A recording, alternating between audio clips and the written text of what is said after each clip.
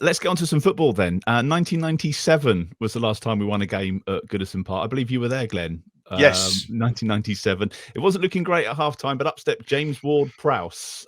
So let's get into the football, shall we, and some of the formations and things from yesterday. Steve, was that really what was missing? Just James Ward-Prowse playing a bit further forward? Was that what was wrong these last few weeks? Is it as simple as that? Possibly. I mean, whether it was him or whether it was someone, we needed somebody to step up as kind of the link man between the midfield and the attack. Because while kind of the two have been kind of functioning as separate entities for most of the season, they need to work in tandem and work as a partnership. And I mean, I've banged on about this quite a lot this season, that we've created loads of chances this season and just keep missing them. And now finally we've got a little bit of confidence, and suddenly we're scoring. Musa Gineppo scoring a lob from 30 yards. It's madness times. And yeah, I mean, I think the system change where I think Jones has finally accepted that the three at the back is as dead as a dodo. It's not work. It doesn't work for us. It invites too much pressure. I think it's okay sort of late in games as a sort of protection mechanism. I don't mind it in that situation, because ultimately you're likely to be having loads of balls just pumped into the box. It's like, well, if you've got an extra big man in there to head the stuff away, then absolutely fine. But as a starting formation, I think we've now firmly established that four at the back is the way to go. And just the structure when Lavia is fit and available from the start just makes such a difference. And I mean, we've said this before, that it's absolutely ridiculous how we're in this situation where a 19-year-old kid who's played perhaps 10 senior games now is basically just such a key component in this team that everything falls to pieces when he's not in it. Or at least not in it in some form, because obviously he's only played an hour the two games since we last recorded, but he's been key in both of them, and he's got us into positions where we've kind of wrestled control of the game. I mean, I thought it was interesting actually yesterday that obviously Lampard went gung ho with the substitution, took Coleman off and brought Anthony Gordon on, and ordinarily, when Saints do that, you would just expect, well, that player is going to have an impact because that's just what happens against us. But he didn't really do an awful lot. He had one movement where he went down the wing and put a cross that Bazunu kind of palmed away. But other than that, he didn't really. Well, I suppose he claims an assist for the winner, doesn't he? Actually, yep, for bundling Che over. But yeah, I think we've learned a lot.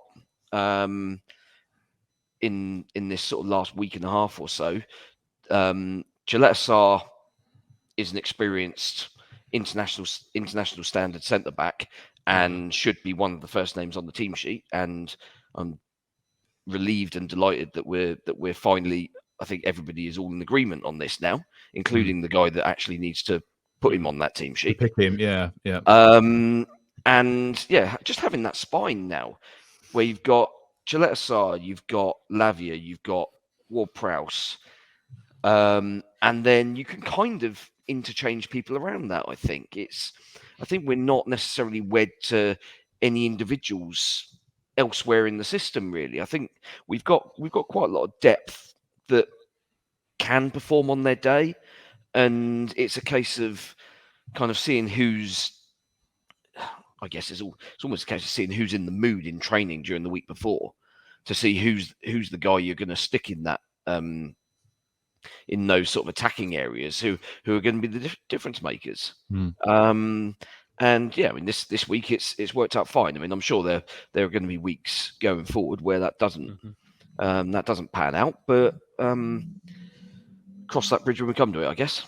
And Alfie, you were there yesterday. I was listening on the commentary, saw the highlights and stuff today. It felt there was a real kind of show of spirit that perhaps has been missing recently. Although we were a goal behind, you kind of felt like this game is still there, and actually we get back into it. The atmosphere is going to change, and it's there for the taking, and that turned out to be the case in the end. Yeah, Glenn alluded to earlier that the first half, for all I've seen said about it, wasn't that bad. They conceded a goal from another set piece, which has got to stop, because if they keep conceding those set pieces, they will be in trouble. But they did, and like you say, everybody felt, certainly around me, and I think the fans that were at the ground felt that they absolutely would get back into the game. I think Nathan Jones has done well to show loyalty to certain players, who have then gone on to perform, which perhaps you wouldn't expect them to. I mean, Lianco, for example. Lianco, yeah. Yeah, First I name mean, on the team sheet almost now. well, I think the first name would be James Ward-Prowse, second name would be Cour, then it'd be Romeo Lavia, and then probably would be Lianco for Nathan Jones, honestly. Excuse me. I mean, he's used him in such different ways, and ways that we'd have said, what are you doing? Like when he put him right back against Wilfred Zaha, and again on Saturday he put him right back, and then actually changed him to the centre of the park at half time. Put Mohamed Salisu left back. He's doing things that Ralph Hasenhüttl did and really didn't work, and he's trying them again, and sometimes they're working, and you've got to sort of say, yeah, well, fair enough. I don't know what homework you've done, but it's worked out. I know, Glenn, you were pleased with the defensive performance. I mean, obviously, it was a free header for the goal, wasn't it? But defensively, looking better. Lianco, I think we're all guilty of saying dreadful, should never play for the club again. And actually, he's turned it around. He's one of the players that seems to have been, they've stuck with him, and now he's looking really promising and up for the fight. And perhaps we're seeing the player that we hoped we would when he signed. He is a Nathan Jones type of player. Mm-hmm. And you look at I've moaned about this over the last 2 seasons. We're a team full of nice boys who don't want to get, not really your blood and thunder type of players, too easily intimidated. We don't make the game hard for referees at all. We were just too nice. We sold Oriol Romeo, which again, this is why we look like a bunch of kids earlier on in the season. So, I mean, I noticed Alfie put something out on Twitter saying, what do you think the team will be this week? And I read the replies, and I just said, anyone who doesn't think Lianco's playing is wrong. He is absolutely playing. He is one of Nathan Jones's boys, rightly or wrongly. Of course, he's got a ricket in him.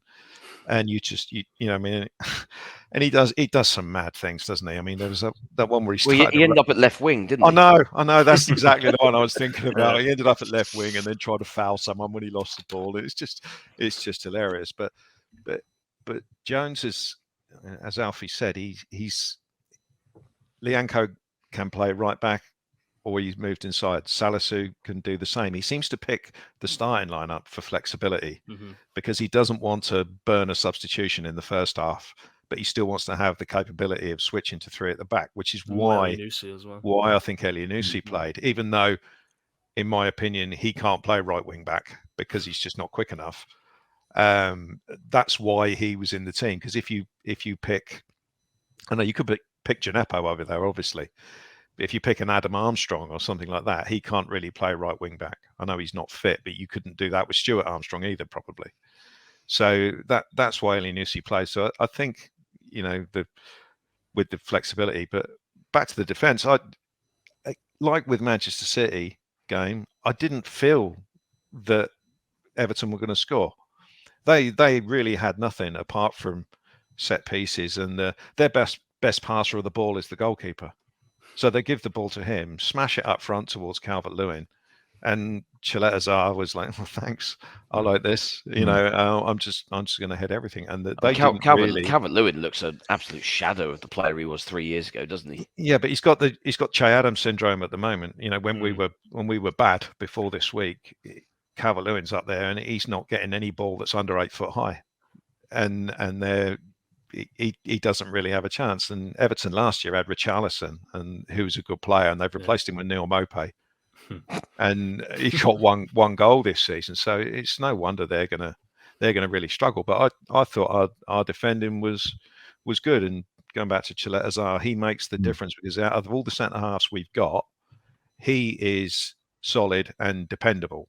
There's nothing rash about him. He doesn't have a ricket in him, and he doesn't doze off. And I think all of the other three, Salisu, Bella-Kotchap, and Lianco, they've all got flaws. But Caleta-Car just seems to be this sort of really solid player. It's interesting what Jones has said about him this week, saying being a footballer, not a defender, wasn't it? Was Yeah. that the quote, Yeah. Alfie? That was. Yeah, well, obviously, I asked him just, why wasn't he starting? Effectively, you must be pleased he's in now, and yeah, exactly that. He said he was trying too hard to be a footballer and not a defender, and he just needs to remember that he's a defender first. And it's about going back to basics, isn't it? That's what Nathan Jones is trying to do. Just trying to get everybody doing what they can do rather than trying to do things they can't. And I think James Ward-Prowse is in that as well. Stop having him defend, just let him shoot at the goal because he's the only person in the team that can. Do you think he'll still be in the market for another Hyperbole. defender, Alfie? If he's saying actually this there's a player that's already in the squad that has learned in the last couple of weeks and he's been able to coach him properly, do you think they'll still be in the market for another centre defender? If he wants to play this free at the back, then he probably does have to. But I mean, I don't really think they need to. If Salisu and if Bella-Kotchap is going to be back in the next few weeks, I don't see why you would need another one. Personally, Caleta-Car is better than I thought he was, and I think we're seeing that now. And I'd be more than happy with him for the rest of the season if he stays fit.